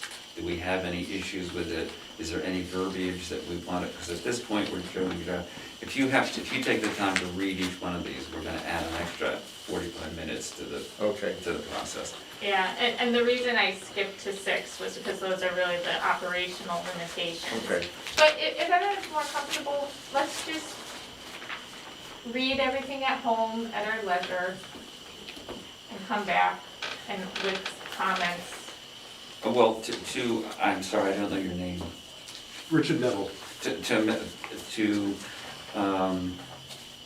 Mr. Neville's point, I would like to be able to, I don't know if 32 spaces was the number all along that's been discussion. Maybe it was, maybe it is, maybe there are prior letters that say 32 letters. I don't know, I don't remember, okay? So some of the factual information in here, I simply want to data check and say, okay, was there another conversation that addressed that point? Absolutely, me too. And I Yeah. think whoever's drafting the decision needs to go back, compare it to And the do that. 2007, make sure everything's consistent. be able to come before the board and explain, this is why this is this condition, this is consistent with this, you know. I need to go read the stormwater bylaw, I need to go read the, waterway overprotection again and make sure that that's all straight in my head. I would rather, you know, for instance, look at item 3, okay, storage bin or reorganizational limitation. This was a comment that came up as a violation frequently, that the original 07 decision said only certain materials, and that expanded into other materials. Now, here on line 1, 2, 3, 4, 5, it says, you know, the sentence ends, for the purposes hereof, permitted materials may include but are not limited to. Okay, so that's totally open with that comment. Patio-based material, sand, loam, mulch, and related materials. Well, I don't know what related materials are. So that's something that I would either strike or, so Mr. Cole, what do you mean related materials? What is that? So that if they see, you know, 200 yards of coal sitting back there because you found a way to market coal, that they go, wait a minute, it's not allowed to do that. And then you go to Ken Ward and you say, hey, wait a minute, you know? Or you decide to split wood and you got, 250 40-foot trees sitting back there and there's somebody working 8 hours a day splitting wood. Well, you know, that's why I want to be specific about this stuff, for the abutters and for you. You'll know what you can do, what you can't do, and remove as much gray area as we can. So that's why I'm concerned. Absolutely. Okay? I know, yes, say one thing. I mean, one thing was the gravel, and we did put that in there. Yeah, We no didn't want gravel. gravel in there, so we were open to that. Okay. Yeah, so. I mean. We tried to be as specific as possible. I'm sorry if it wasn't. No. I think the applicant has demonstrated your willingness to try to do as much as you can within the context of what your business is all about. Part of what we're trying to do is recognize that that's a business site, but the other part is to recognize that there are people who live in the area and are gonna keep living in the area, and they want to enjoy their property to the best they possibly can under the conditions that exist. You know, we're not gonna change all of the conditions, but we can make it better. And protect them against the fact that it will change from what it is now, because there's nothing going on at this time. And one of the things that we really need to address is the noise. Because that is the big thing.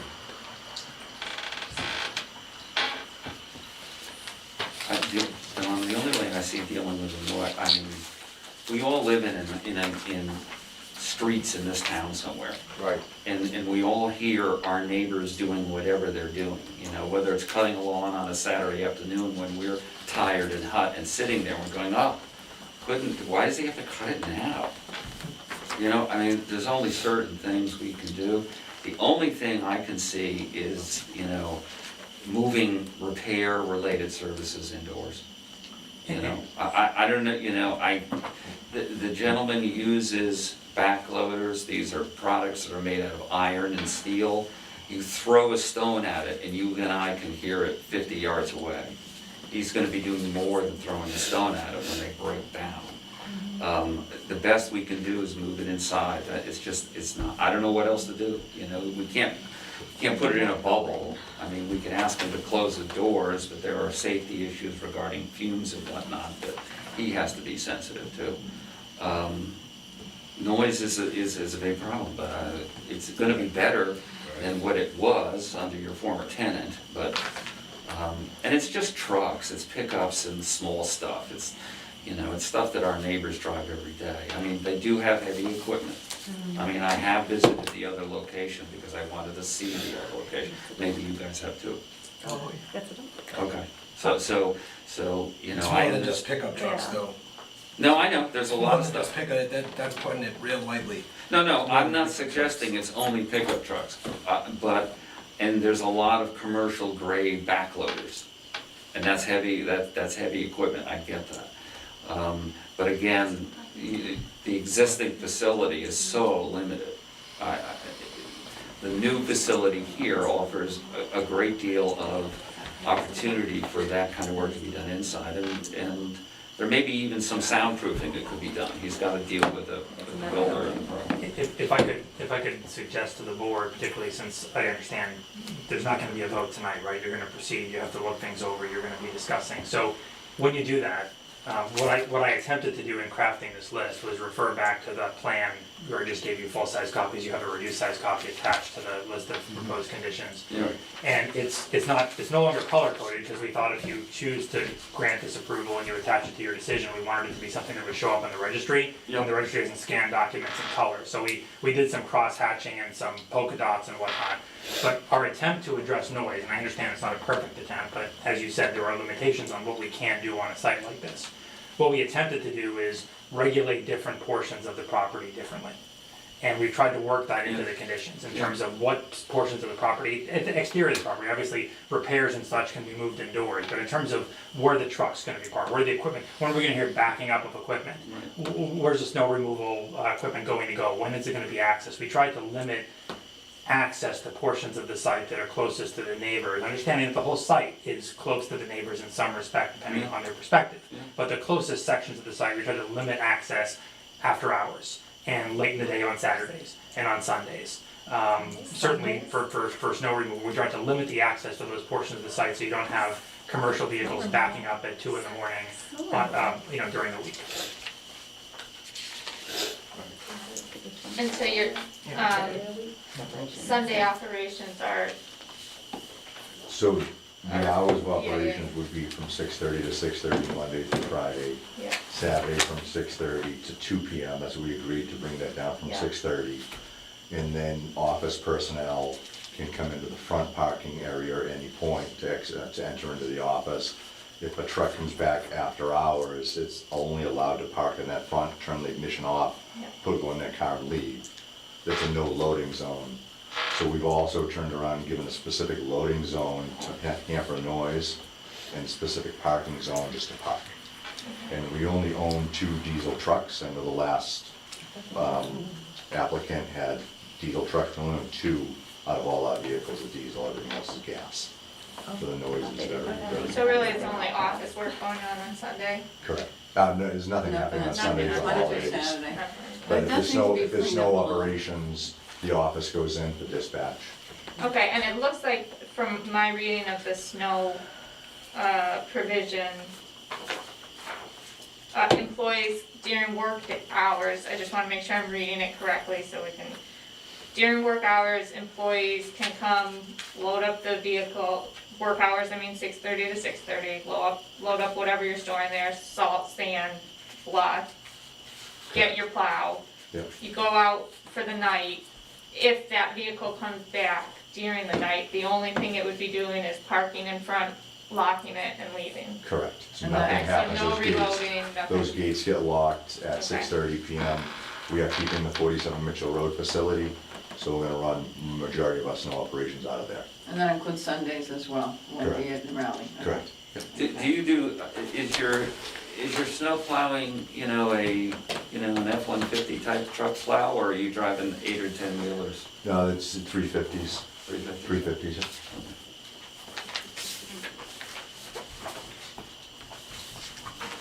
Okay, well, I just think there's plenty to, for us to do in this case. And we invite you all to keep, as we formulate these and they take final shape, we won't hide them from you, we'll recite them so you know exactly what we're talking about. I think it's just understandably frustrating that a letter appeared today that we haven't seen and it's been adopted as a working draft and we don't know what it says. I can understand the frustration that the abutters feel about that. Please make sure Mr. Tucker has a copy. There's nothing to hide here. No, I understand, and it is a public document. And it's, And the applicant was within his rights. If I were Attorney Costa, I'd want to give you my draft too to start the work. Well, we asked him, Sure. he didn't say, oh, by the way, I can make your life easier. No, well, he should have, because he's It's a normal- representing his client, and that's a Sure. good idea. Exactly, But it is a public document, and so it's just frustrating tonight to hear discussion about line items that we haven't read. Well, I mean, like I said, we'll share them, and as far as I'm concerned personally, these are far from done deals. We're happy to solve Okay, that. the verbiage is not likely to be what you see here, because I'm not comfortable with ambiguity around words. It's too loose. It's too loose, and since Mr. Cole is agreeable, I think we should take advantage of his willingness to be agreeable. There's gonna be a certain point too, that, I have to operate a business out of that facility. Oh, we understand that. That I'm gonna be not agreeable. No, that we understand. I'm not saying that, Yeah. there's a no bend over point, but certainly, nothing we've discussed that you've responded to suggests you wouldn't be agreeable to what we were looking at. I mean, sorry, that's why I would suggest closing the hearing. That gives the applicant at least a statutory deadline. He knows that it needs to get done in a certain amount of time. That gives us 3 months to, I hope it doesn't take us 3 months to work through all of this. Obviously, the drawback is we can't turn to, Mr. Cole and say, is What about this this? gonna break your business, right? So I leave that to you guys as a strategy decision, but I think we've had a lot of input. And I don't want this to drag for anyone, because it's not. No, I don't know, and again, we did the workshop structure, which we can Sure. institute. If we come together, I mean, I don't know that, we did that within a 30-day window because the board said, okay, let's try to get it done for all the parties involved. And, I'm not opposed to trying to find times where we can agree, and then it gets posted like a public meeting, so it's not as though it's a secret, we'll tell you, and, you have to learn. That's the thought, right? But it would be a posted public Thank you, hearing, sir. so you could come and certainly see what we're deliberating this way we are tonight. And for what it's worth, I would certainly support that. I mean, when I first heard the term working group, because or a work session, I use those terms with boards I represent, and often that sort of means sessions between the typical public hearing sessions while the public hearing's still open. But it just sounds to me like what you're proposing is more frequent deliberation sessions, really, to sort of work through the details. And if that means, because what I'd really like to avoid for my client's interest is we come back here in 30 days, a whole month from now, only for you to be looking at a draft a week in advance, you've got a lot of comments, and then we're back 30 days after. I recognize statutorily you've got 90 days, but now we're into like it's the end of the fall No, before I we have a decision on I this agree. proposal, so. I think we're all motivated to, Yeah. Complete it. yeah. And I think that, I don't think we need to close it to necessarily commit to 90 days, right? I mean, I Yeah. think we're gonna try to do it faster than that, right? So I worry about something coming up that we just needed a quick answer on and not being able to do it because, but I might be missing something, so. No, No. it's more to limit repetitive material Discussion. coming at Yeah. us. So can we agree on working session then, Okay. and close this meeting? You wanna do this on a weekly basis, or? Starting in 2 weeks, I'll be out of state next week. That's fine. Okay, in 2 weeks?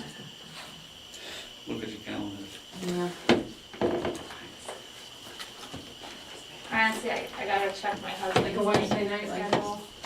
Because we both have night Well, we can do it meetings, so whenever we it's- want. We can do it whenever we want.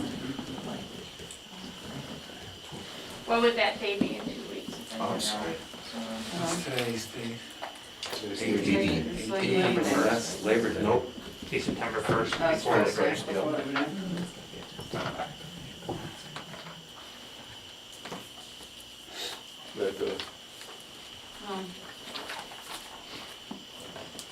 Is that just before Labor Day? And then Yeah. this case, right? Yeah. So 2 weeks, and then if we need to, we can meet again one more time before next month's meeting? Lisa, when's the next month meeting? What month 15th, is that? 15th, I'm September? sorry, 15th. September 15th. Yeah. So if we need to, we can meet the 1st and the 8th. That's fine with me.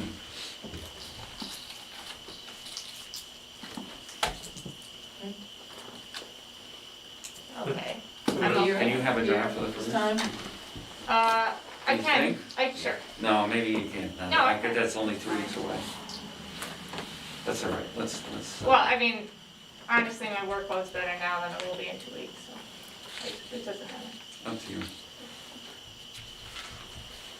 I'll try to get it to you in advance. Would that be an evening meeting like tonight's, or would you be meeting at some different time? I'm Has to be doing at night. evening time. Work for a living? Evening would be. Yeah, I can't do it during the day. Yeah, fine. It's a Wednesday. Do 7 o'clock? Yeah. 7? No, everybody's saying the same. 7, yeah. Can you make it 2 weeks? Yes. We can make it 2 weeks, I can make it 2 weeks. Okay. Okay. 2 weeks. 2 weeks. Thank you for that. Same time, same bad channel? Yes. That's it, right. Same bad channel. Did you guys get that? 7 PM questions? So we're welcome to come in and listen on the discussions. Sure. And Bring something cold to drink. Can I bring a cooler?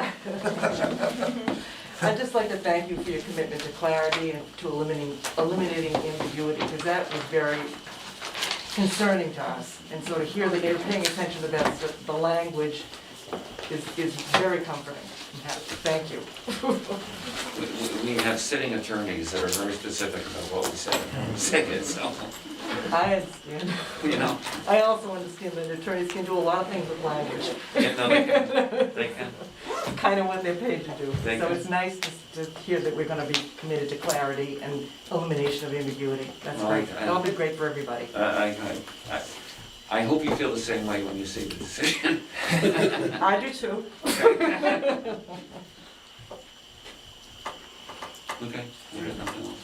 Okay, I have to do minutes.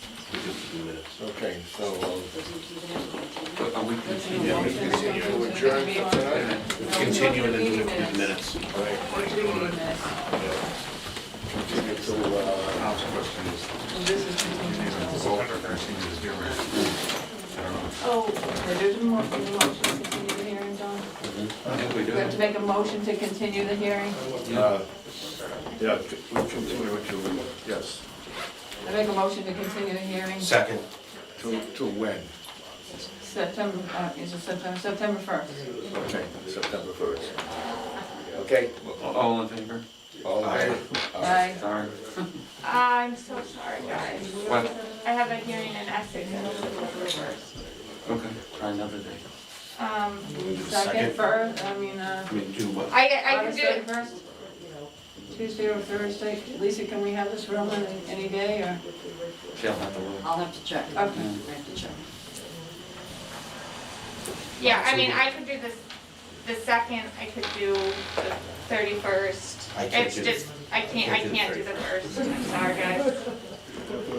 Well, the second is Tuesday, or Tuesday or Thursday, yeah. Thursday. Yeah. Sorry, abutters, we had a scheduling thing, just so you know, the next day. I don't want you to think we pulled something on you. I can't do September 1st. Okay. Sorry, guys. That's all right. You wanna do a different Second. day?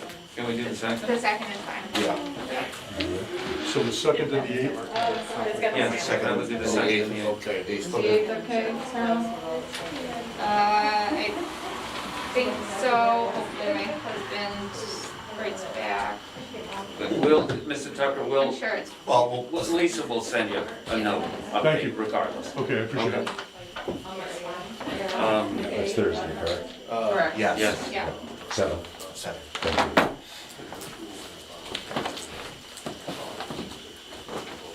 It'll be posted, though. It will be posted.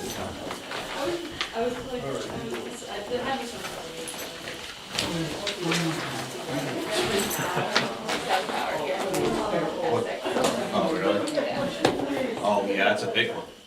Oh, you know, I've seen the signs. yeah. I'm not living in that world too much anymore, but I know it generally about it. Nice and fast. Because they want it right Thank to you. run.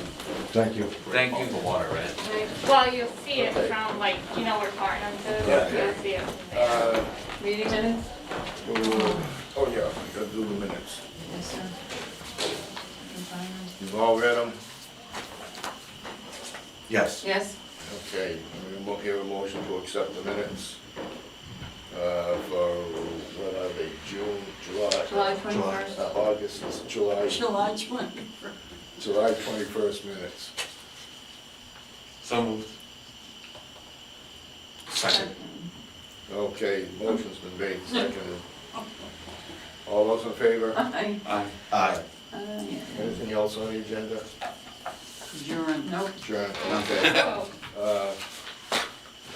All those in favor of adjournment signify by saying aye. Aye. Aye. Aye. We are adjourned. Thank you. Thank you.